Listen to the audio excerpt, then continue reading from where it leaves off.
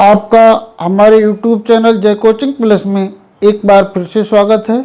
इस वीडियो में हम घन और घनाभ से संबंधित सूत्रों को जानेंगे।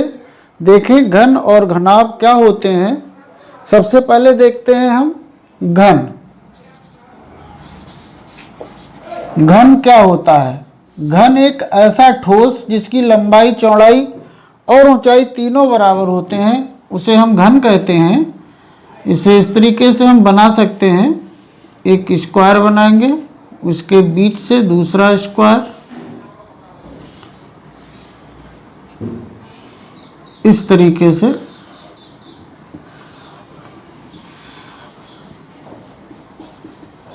ये एक घन तैयार हो गया।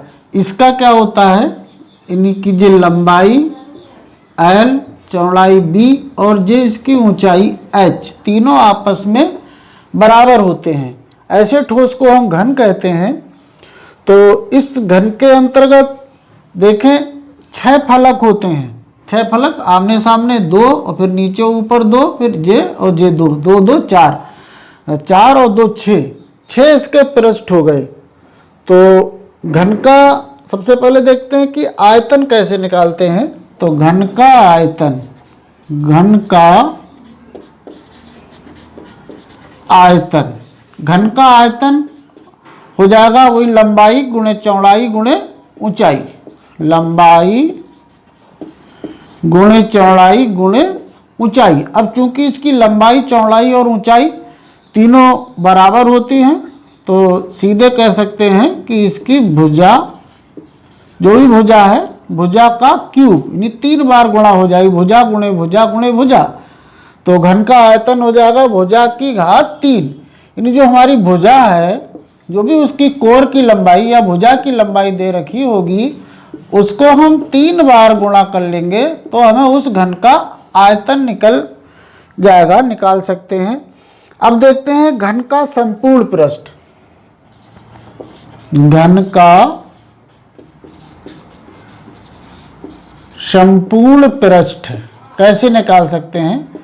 संपूर्ण पृष्ठ का मतलब होता है इसके जो हमारे 6 फलक हैं, जैसे 6 इसके जो पृष्ठ हैं, एक जे एक इसके पीछे, एक जे एक इसके पीछे, एक ऊपर और एक नीचे, इन सभी का क्षेत्रफल। अब चूंकि इसकी लंबाई, चौड़ाई, ऊंचाई बराबर होती है, तो ये जो हमारा जो एक पृष्ठ बनेगा, ये एक तरीके का स्क्वायर हो जाएगा, यानी वर्ग हो जाएगा। और वर्ग का क्षेत्रफल क्या होता है?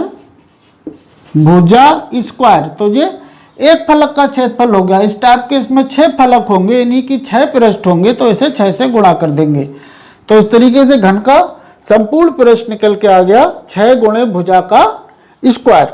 अब वो विकर्ण, घन का विकर्ण, घन का विकर्ण, विकर्ण क्या होता है? विकर्ण होता है कि इसके अंदर, इस कोने से इस कोने तक की लंबाई, कोने से कोने तक की लंबाई, ये अंदर जो घन का विकर्ण कहलाएगा। तो घन के विकर्ण का सूत्र होता है √3 गुणे भुजा, √3 गुणे भुजा। इससे हम घन का विकर्ण निकाल सकते हैं। अब देखते हैं हम घन के बाद घनाभ। घनाभ क्या होता है?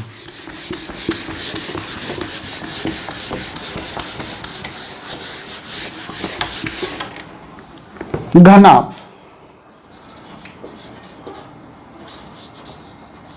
यानी कि क्यूबॉइड, वो था क्यूब, घन को क्यूब कहते हैं। क्यूबॉइड क्या होता है? एक ऐसा ठोस जिसकी लंबाई, चौड़ाई और ऊंचाई तीनों अलग अलग हों, उसे हम घनाभ कहते हैं। इस टाइप से घनाभ बनाया जा सकता है। इसकी लंबाई, चौड़ाई और जो हो गई इसकी ऊंचाई h। घनाभ का हम उदाहरण ले सकते हैं, जैसे कि डस्टर है। डस्टर एक घनाभ आकार है। इसमें इसकी जो लंबाई हो गई, जो चौड़ाई हो गई और जो ऊंचाई हो गई। तो घन की तरह घनाभ में भी 6 पृष्ठ होंगे। कौन कौन से देखें? 1 2 3 4 5 और 6। इसके अंतर्गत भी 6 पृष्ठ होंगे। और ये जो कोरे हैं, कोरे कितनी होंगी इसकी देखें, 1 2 3 4 और 4 नीचे की 8 और 2 2 4 जे 12, इस तरीके से 12 इसकी कोरे होंगी। और इसके जो शीर्ष है वर्टेक्स 1 2 3 4 और 4 नीचे नहीं 8 हो गए। अब देखें घनाभ का आयतन कैसे निकालते हैं। घनाभ का आयतन, घनाभ का आयतन, घनाभ का आयतन होता है लंबाई गुणे चौड़ाई गुणे ऊंचाई। लंबाई L है, चौड़ाई यदि B है और ऊंचाई H है तो हो गया LBH। अब वो घनाभ के जो फलक होते हैं, इन्हीं सभी फलकों का क्षेत्रफल, इन्हीं कह सकते हैं घनाभ का संपूर्ण पृष्ठ। संपूर्ण पृष्ठ ये कैसे निकलेगा। घनाभ का संपूर्ण पृष्ठ निकालना है तो इसके घनाभ के सभी फलक आयताकार होते हैं।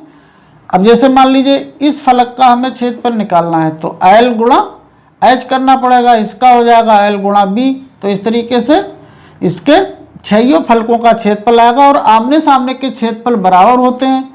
तो पहले हम जो इसके फलक होते हैं 3 उनको देखें, फिर आमने सामने के बराबर होंगे। तो इसमें जैसे है LBH, इसको याद करने का तरीका जो है कि शुरू में 2 लगा लेंगे, उसके बाद LB इन दोनों की गुणा प्लस फिर BH इनकी गुणा BH और फिर HL। ठीक है, इसको ब्रैकेट में कर देंगे, 2 गुणे ब्रैकेट में LB BH और HL की गुणा का योग, यानी घनाभ का संपूर्ण पृष्ठ ब्रैकेट से बाहर 2, ब्रैकेट के अंदर शुरू की 2 यानी LB plus BH plus HL। अब घनाभ का विकर्ण कैसे निकालेंगे। घनाभ का विकर्ण बराबर हो जाएगा L square plus B square plus H square और उस पर अंडर रूट। इस तरीके से घनाभ का हम विकर्ण निकाल सकते हैं। एक चीज और देखें, आयतन, जो आयतन निकल के आता है उसका मात्रक घन में आता है। जैसे क्षेत्रफल का मात्रक होता था स्क्वायर में, जैसे मीटर स्क्वायर सेंटीमीटर स्क्वायर जो भी इकाई हो, और आयतन का मात्रक निकल के आएगा घन में। जैसे मापें हमारी यदि सेंटीमीटर में दे रखी हैं तो जो मान निकल के आएगा वो कहलाएगा घन सेंटीमीटर। घन सेंटीमीटर में इसके आयतन का मात्रक होता है, या घन मीटर जो भी माप दे रखी हो घन में होता है। घन मीटर, घन सेंटीमीटर, घन डेसीमीटर जो भी हो। और जो संपूर्ण पृष्ठ निकल के आएगा तो वो एक तरीके का क्षेत्रफल होता है। तो संपूर्ण पृष्ठ का मात्रक हमेशा वर्ग में होता है, वर्ग मीटर, वर्ग सेंटीमीटर, वर्ग डेसीमीटर इत्यादि। तो इस तरीके से हम घन और घनाभ से संबंधित प्रश्नों को आसानी से कर सकते हैं इन सूत्रों की सहायता से।